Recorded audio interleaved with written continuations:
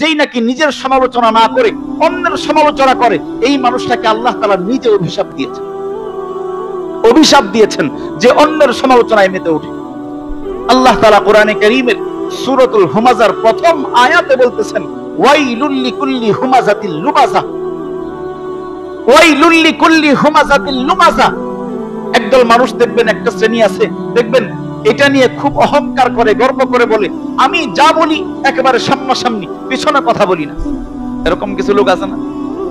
সামনে লজ্জা দেওয়াটাকে সে গর্বের কারণ মনে করে। আমি যা বলি নিরেট কাট কথা বলি, আমি সামনে বলি পিছনে বলি না। মনে করে সামনে বললে মনে হয় সমস্যা নাই।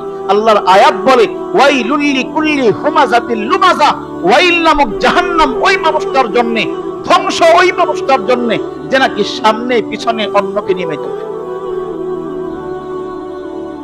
হুমাযাতিল লুমাযা, যে সামনে বলে পিছনে বলে, অন্যের কথা বলে, অন্যের দোষ বলে, যেই মানুষটার কর্ম এরকম, আল্লাহ তাআলা কোরআন বলে ওয়াইলুন, এই মানুষটার জন্য আল্লাহর ওয়াইল নামক জাহান্নাম অবধান।